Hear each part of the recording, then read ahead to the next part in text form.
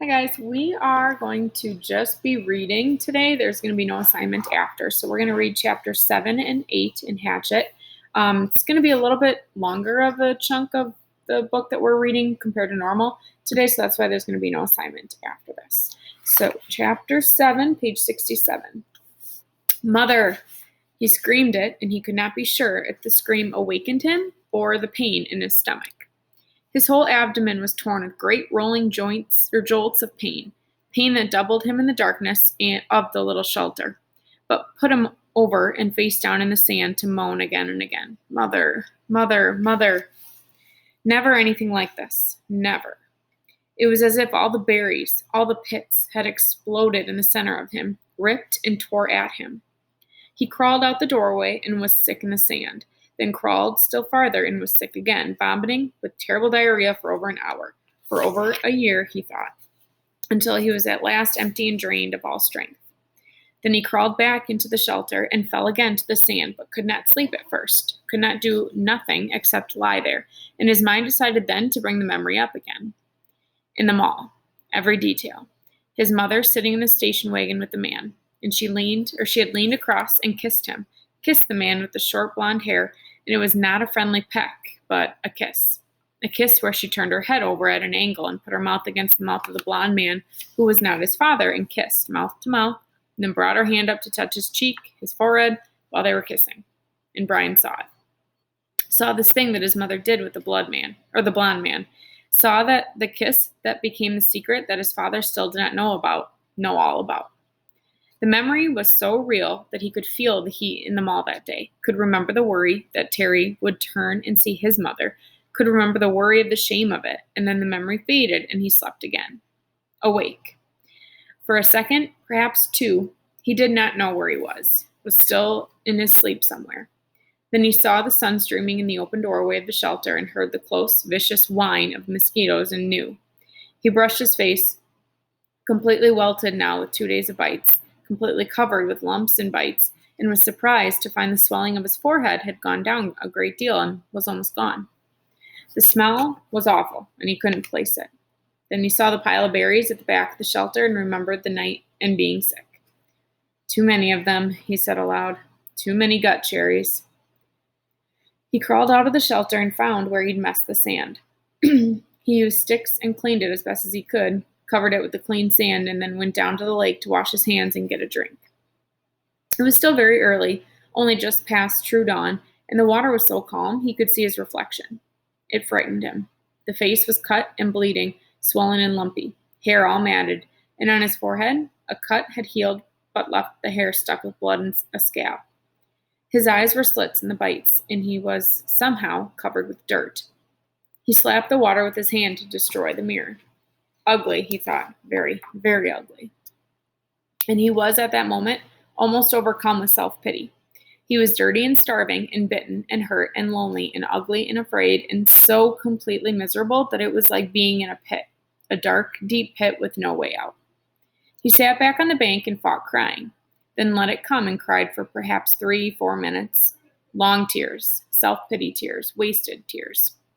He stood, went back to the water, and took small drinks.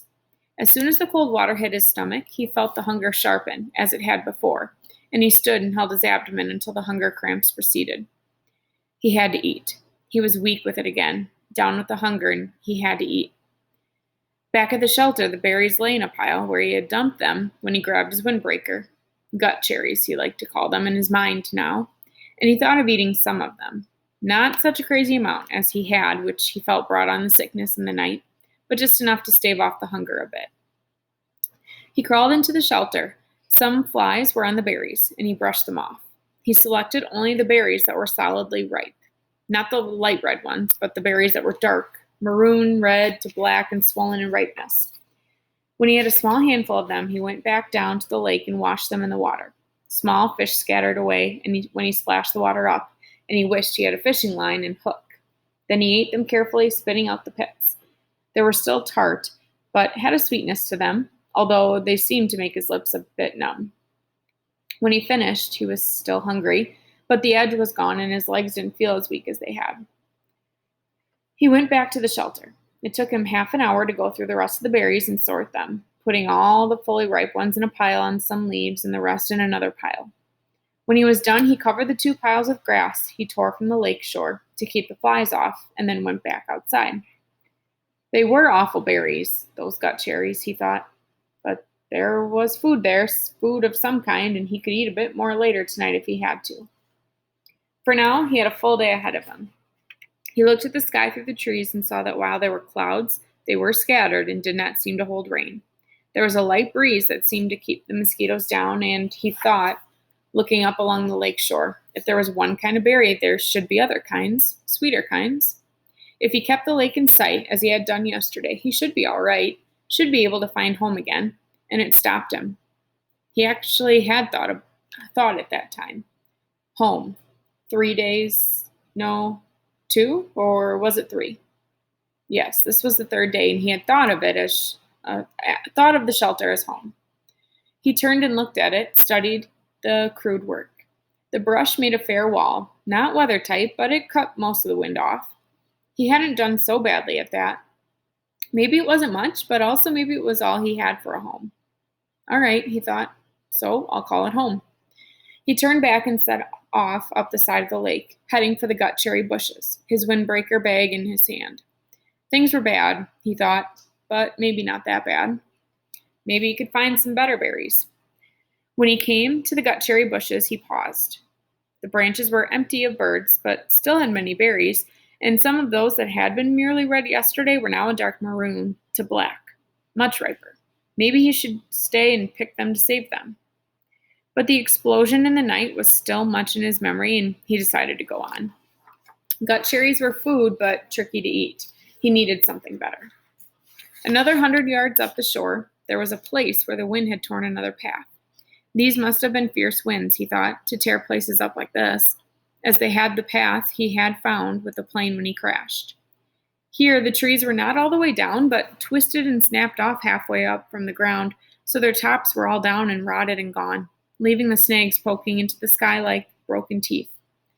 It made for tons of dead and dry wood, and he wished once more he could get a fire going.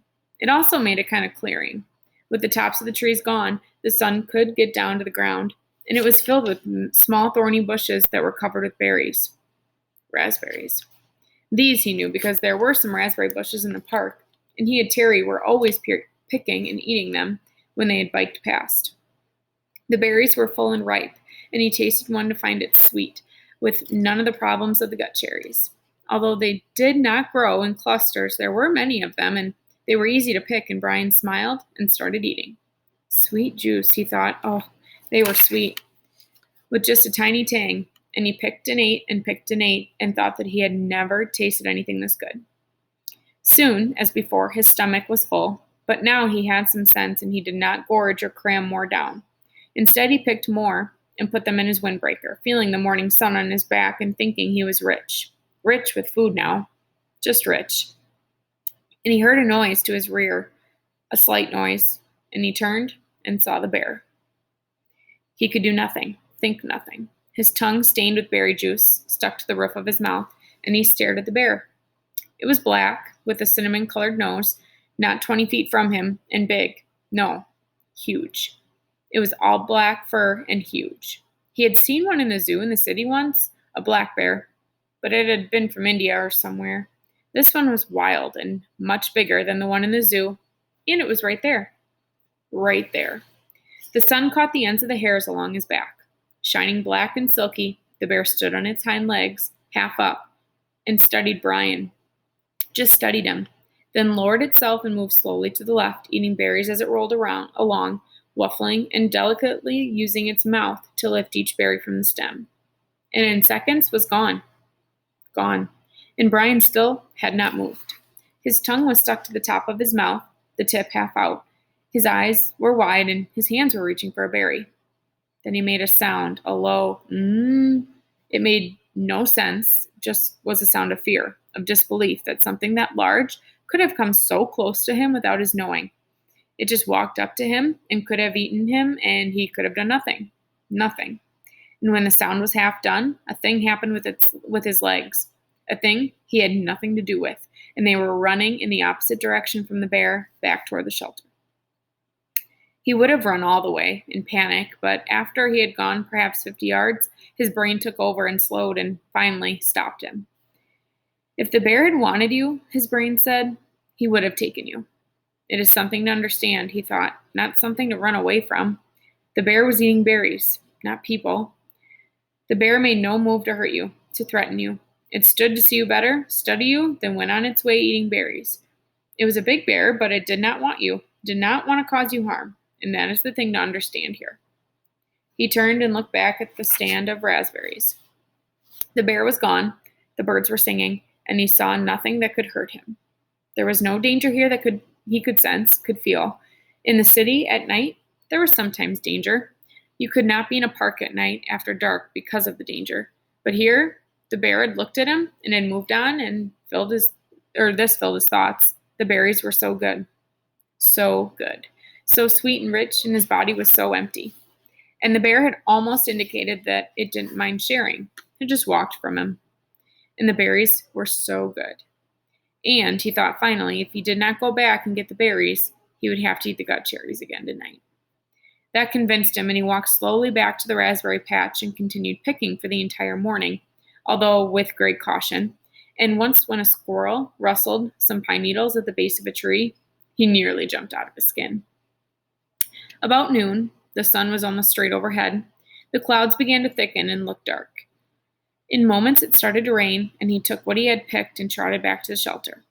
He had eaten probably 2 pounds of raspberries and maybe had another 3 pounds in his jacket rolled in a pouch. He made it to the shelter just as the clouds completely opened and the rain roared down in sheets. Soon the sand outside was drenched and there was rivulets running down to the lake. But inside, he was dry and snug. He started to put the picked berries back in the sorted pile with the gut cherries, but noticed that the raspberries were seeping through the jacket. They were much softer than the gut cherries and apparently were being crushed a bit by their own weight. When he held the jacket up and looked beneath it, he saw a stream of red liquid. He put a finger in it and found it to be sweet and tangy, like pop, without the fizz, and he grinned and laid back on the sand, holding the bag up over his face and letting the seepage drip into his mouth. Outside, the rain poured down, but Brian lay back, drinking the syrup from the berries, dry with the pain almost all gone, the stiffness also gone, his belly full, and a good taste in his mouth. For the first time since the crash, he was not thinking of himself, of his own life. Brian was wondering if the bear was as surprised as he to find another being in the berries. Later in the afternoon, as evening came down, he went to the lake and washed the sticky berry juice from his face and hands, then went back to prepare for the night. While he had accepted and understood that the bear did not want to hurt him, it was still much in his thoughts, and as darkness came into the shelter, he took the hatchet out of his belt and put it by his head, his hand on the handle as the day caught up with him, and he slept. All right, chapter 8. At first, he thought it was a growl. In the still darkness of the shelter in the middle of the night, his eyes came open, and he was awake, and he thought there was a growl. But it was the wind. A medium wind in the pines had made some sound that brought him awake. He sat up and was hit with the smell. It terrified him. The smell was one of rot, some musty rot that made him think only of graves with cobwebs and dust and old death. His nostrils widened and he opened his eyes wider, but he could see nothing. It was too dark, too hard dark, with clouds covering even the small light from the stars, and he could not see. But the smell was alive and full in the shelter. He thought of the bear, thought of Bigfoot and every other monster he had ever seen in every fright movie he had ever watched, and his heart hammered in his throat. Then he heard the slithering, a slithering, brushing sound near his feet. And he kicked out as hard as he could, kicked out and threw the hatchet at the sound, a noise coming from his throat. But the hatchet missed, sailed into the wall where it hit the rocks, with a shower of sparks, and his leg was instantly torn with pain, as if 100 needles had been driven into him. Ugh! Now he screamed with pain and fear, and skittered on his backside up into the corner of the shelter, breathing through his mouth, straining to see, to hear. The slithering moved again. He thought toward him at first, and terror took him, stopping his breath. He felt he could see a low dark form, a bulk in the darkness, a shadow that lived, but now it moved away, slithering and scraping, it moved away, and he saw, or thought he saw, it go out of the door of the opening. He lay on his side for a moment, then pulled a rasping breath in and held it, listening for the attacker to return. When it was apparent that the shadow wasn't coming back, he felt the calf of his leg, where the pain was centered and spreading to fill the whole leg. His fingers gingerly touched a group of needles that had been driven through his pants and into the fleshy part of his calf. They were stiff and very sharp on the ends that stuck out, and he knew then what the attacker had been. A porcupine had stumbled into a shelter, and when he had kicked it, the thing had slapped him with its tail of quills. He touched each quill carefully. The pain made it seem as if dozens of them had been slammed into his leg, but there were only 8, pinning the cloth against him. He leaned back against the wall for a minute. He couldn't leave them in. They had to come out, but just touching them made the pain more intense. So fast, he thought. So fast things change. When he'd gone to sleep, he had satisfaction, and in just a moment, it was all different. He grasped one of the quills, held his breath, and jerked. It sent pain signals to his brain in tight waves, but he grabbed another, pulled it, then another quill. When he had pulled 4 of them, he stopped for a moment. The pain had gone from being a pointed injury pain to spreading in a hot smear up his leg, and it made him catch his breath. Some of the quills were driven in deeper than others, and they tore when they came out. He breathed deeply twice, let half the breath out, and went back to work. Jerk, pause, jerk, and 3 more times before he lay back in the darkness, done. The pain filled his leg now, and with it came new waves of self-pity. Sitting alone in the dark, his leg aching, some mosquitoes, finding him again, he started crying. It was all too much, just too much, and he couldn't take it, not the way it was. I can't take it this way, alone with no fire and in the dark, and next time it might be something worse, maybe a bear, and it wouldn't be just quills in the leg. It would be worse. I can't do this, he thought again and again. I can't. Brian pulled himself up until he was sitting upright back in the corner of the cave. He put his head down on his arms, across his knees, with stiffness taking his left leg, and cried until he was cried out. He did not know how long it took, but later he looked back on this time of crying in the corner of the dark cave and thought of it as when he had learned the most important rule of survival, which was that feeling sorry for yourself didn't work. It wasn't just that it was wrong to do or that it was considered incorrect. It was more than that. It didn't work. When he sat alone in the darkness and cried and was all done with it, nothing had changed. His legs still hurt. It was still dark. He was still alone, and the self-pity had accomplished nothing. At last he slept again. But already his patterns were changing and the sleep was light, a resting doze more than a deep sleep, with small sounds awaking him twice in the rest of the night. In the last doze period before daylight, before he awakened finally with the morning light and the clouds of new mosquitoes, he dreamed. This time it was not of his mother, not of the secret, but of his father at first, and then of his friend Terry. Excuse me. In the initial segment of the dream, his father was standing at the side of a living room, looking at him, and it was clear from his expression that he was trying to tell Brian something. His lips moved, but there was no sound, not a whisper. He waved his hands at Brian, made gestures in front of his face as if he were scratching something, and he worked to make a word with his mouth, but at first Brian could not see it. Then the lips made a shape, but no sound. Ma. Brian could not hear it, but could not understand it, and he wanted it to so badly. It was so important to understand his father, to know what he was saying. He was trying to help, trying so hard.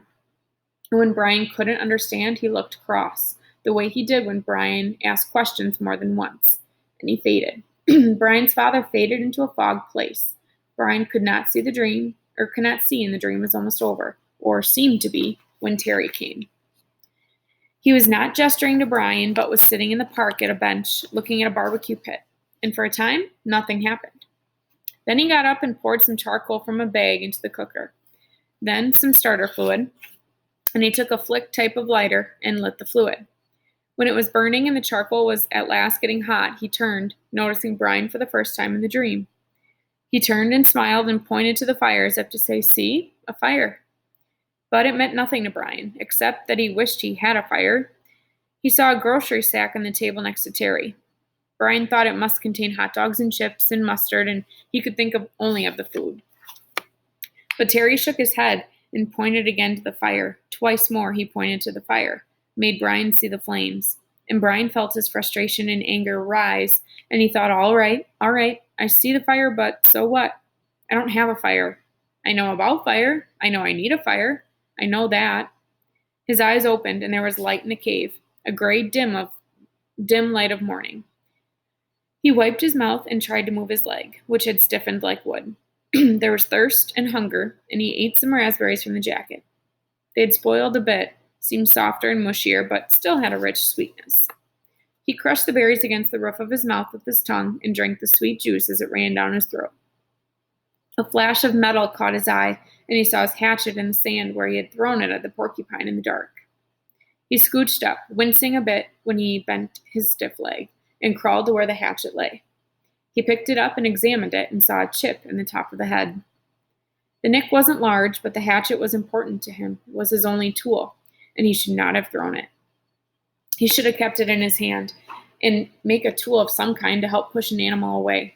Make a staff, he thought, or a lance, and save the hatchet. Something came then, as a thought as he held the hatchet.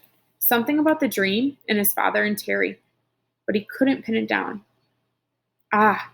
He scrambled out and stood in the morning sun and stretched his back muscles and his sore leg.